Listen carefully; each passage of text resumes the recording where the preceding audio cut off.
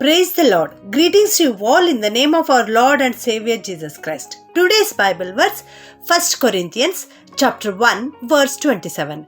God purposely chose what the world considers nonsense in order to shame the wise. ಪೌಲನು ಕೊರಿಂಥದವರಿಗೆ ಬರೆದ ಮೊದಲನೇ ಪತ್ರಿಕೆ 1ನೇ ಅಧ್ಯಾಯ 27ನೇ ವಚನ.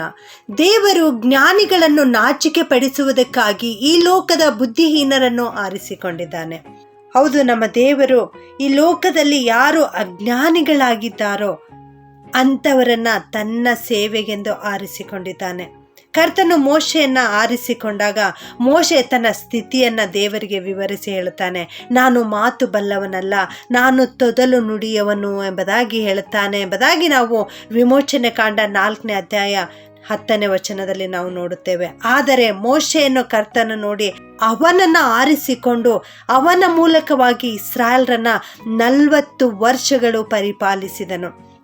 ಹಾಗೆಯೇ ಕರ್ತನು ಯೆರೆಮೀಯನನ್ನು ಕರೆದಾಗ ಯೆರೆಮೀಯನು ಕೂಡ ಕರ್ತನೇ ನಾನು ಮಾತು ಬಲ್ಲವನಲ್ಲ, ನಾನು ಬಾಲಕನು ಎಂಬುದಾಗಿ ಹೇಳುತ್ತಾನೆ ಎಂದು ಯೆರೆಮೀಯ 1:6ನೇ ವಚನದಲ್ಲಿ ನಾವು ನೋಡುತ್ತೇವೆ. ಏನೇ ಆದರೂ ಕರ್ತನು ತನ್ನ ಮಾತುಗಳನ್ನು ಯೆರೆಮೀಯನ ಬಾಯಲ್ಲಿಟ್ಟು ಪ್ರವಾದಿಯನ್ನಾಗಿ ಶಕ್ತಿಯುತವಾಗಿ ಅವನನ್ನು ಕೂಡ ಉಪಯೋಗಿಸಿಕೊಂಡನು.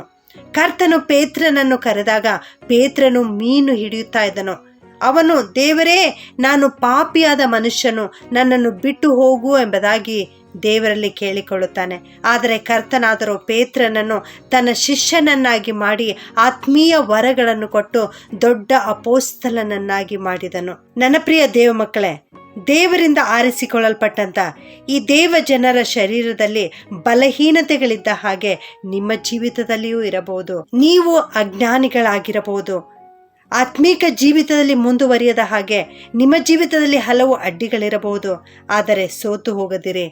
ಕರ್ತನು ಜ್ಞಾನಿಗಳನ್ನು ನಾಚಿಕೆ ಪಡಿಸುವುದಕ್ಕಾಗಿ ನಿಮ್ಮನ್ನು ಆರಿಸಿಕೊಂಡಿದ್ದಾನೆ. ಬಲ ಹೊಂದಿರಿ, ದೃಢವಾಗಿರ್ರಿ, ಎದ್ದು ಪ್ರಕಾಶಿಸಿರಿ. ಕರ್ತನು ನಿಮ್ಮನ್ನು ಬಾಲವಾಗಿ ಅಲ್ಲ ತಲೆಯಾಗಿ ಇಟ್ಟಿದ್ದಾನೆ ಎಂದು ಧರ್ಮೋಪದೇಶ ಕಾಂಡ 28:14 ನಾವು ನೋಡುತ್ತೇವೆ. ಕರ್ತನು ತನ್ನ ಮನಕಣ್ಣುಗಳ ನಡುವೆ 2 ಗುಂಪುಗಳನ್ನು ಮಾಡಿಕೊಂಡಿದ್ದಾರೆ. ಒಂದು ಕಡೆ ವಿದ್ಯಾವಂತರು, ಜ್ಞಾನಿಗಳು, ಬುದ್ಧಿವಂತರು. ಇನ್ನೊಂದು ಕಡೆ ಅಜ್ಞಾನಿಗಳು, ಅವಿದ್ಯಾವಂತರು ಇರಿಸಿಕೊಂಡಿದ್ದಾನೆ. ಅವೆರಡರಲ್ಲಿ ಕರ್ತನು ಆರಿಸಿಕೊಂಡಿದ್ದು ಅಜ್ಞಾನಿಗಳನ್ನ, ಹೌದು, ಬಲಹೀನರನ್ನ ಆತನು ಆರಿಸಿಕೊಂಡಿದ್ದಾನೆ. ಇದು ಎಷ್ಟು ಆಶ್ಚರ್ಯಕರವಾದದಲ್ಲವೇ? ಸಾಧಾರಣವಾಗಿ ಒಂದು ಕೆಲಸಕ್ಕೆ ಜನರನ್ನು ತೆಗೆದುಕೊಳ್ಳುವಾಗ ಜ್ಞಾನಿಗಳನ್ನು ಆರಿಸಿಕೊಳ್ಳುತ್ತಾರೆ, ಕಾರ್ಯಸಮರ್ಥರನ್ನು ಕೆಲಸದಲ್ಲಿ ಇರಿಸಿಕೊಳ್ಳುತ್ತಾರೆ. ಆದರೆ ನಮ್ಮ ಕರ್ತನಾದರೂ ಜ್ಞಾನಿಗಳನ್ನು ತಳ್ಳಿ ಹಾಕಿ ಅಜ್ಞಾನಿಗಳನ್ನು ಆರಿಸಿಕೊಂಡಿದ್ದಾನೆ.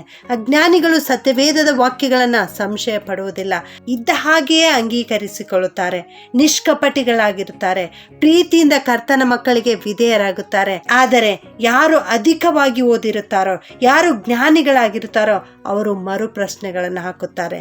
ಮಾರ್ಕನು ಬರೆದ ಸುವಾರ್ತೆ 5ನೇ ಅಧ್ಯಾಯದಲ್ಲಿ ನಾವು ನೋಡುತ್ತೇವೆ. ದೆವ್ವಗಳ ದಂಡಿನಿಂದ ಹಿಡಿಯಲ್ಪಟ್ಟವನನ್ನ ಎಲ್ಲ ವಿಧದಲ್ಲೂ ಬಿಡಿಸಿ ಅವನನ್ನ ಸ್ವಸ್ಥನನ್ನಾಗಿ ಮಾಡಿದಾಗ ಅವನು ಯೇಸು ಸ್ವಾಮಿಯನ್ನೇ ಹಿಂಬಾಲಿಸಲು ಬಯಸುತ್ತಾನೆ, ಯೇಸು ಸ್ವಾಮಿಯನ್ನ ಕೇಳಿಕೊಳ್ಳುತ್ತಾನೆ. ಆದರೆ ಯೇಸು ಸ್ವಾಮಿ ಹೇಳ್ತಾರೆ, ನೀನು ನಿನ್ನ ಮನೆಗೂ ನಿನ್ನ ಜನರ ಬಳಿಗೂ ಹೋಗಿ ಸ್ವಾಮಿಯು ನಿನ್ನ ಮೇಲೆ ಕರುಣೆ ಇಟ್ಟು ನಿನಗೆ ಎಂತೆಂಥ ಉಪಕಾರಗಳನ್ನು ಮಾಡಿದ್ದಾನೋ ಅದನ್ನು ಹೇಳು ಎಂಬುದಾಗಿ ಹೇಳಿದಾಗ ಅವನು ಹೋಗಿ ಅದೇ ರೀತಿ ಮಾಡುತ್ತಾನೆ. ಇದುವರೆಗೆ ಏನೂ ತಿಳಿಯದಂತ ಅವನು ವಿಶೇಷವಾದ ಒಂದು ಶಕ್ತಿಯುತವಾದ ಕ್ರಿಸ್ತನ ಸೇವೆ ಮಾಡುವ ಸುವಾರ್ತಿಕನಾದನು.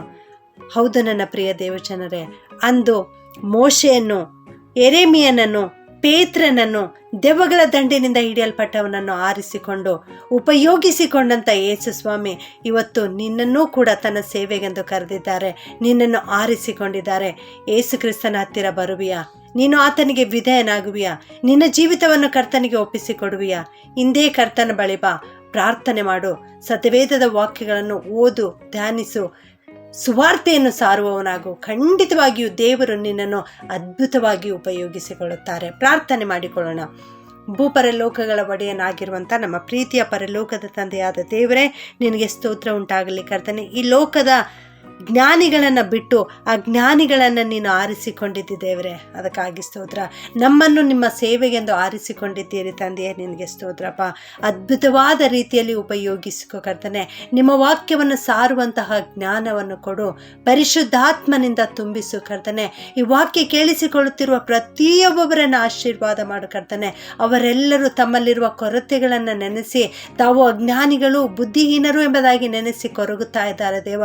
ನೀನವರನ್ನು ಆಶೀರ್ವದಿಸು, ಅವರಿಗೆ ನಿನ್ನ ಜ್ಞಾನದಿಂದ ತುಂಬಿಸು, ಆತ್ಮೀಕ ಜ್ಞಾನ, ಲೌಕಿಕ ಜ್ಞಾನದಿಂದ ತುಂಬಿಸು ಕರ್ತನೆ. ಅವರನ್ನು ವಿಶೇಷವಾಗಿ ಆಶೀರ್ವದಿಸು, ಅವರನ್ನು, ಅವರ ಕುಟುಂಬ, ಮಕ್ಕಳೆಲ್ಲರನ್ನು ಆಶೀರ್ವದಿಸಬೇಕಾಗಿ ಈ ಪ್ರಾರ್ಥನೆಯನ್ನು ಯೇಸುವಿನ ನಾಮದಲ್ಲಿ ಬೇಡುತ್ತೇನೆ ತಂದೆಯೇ, ಆಮೆನ್.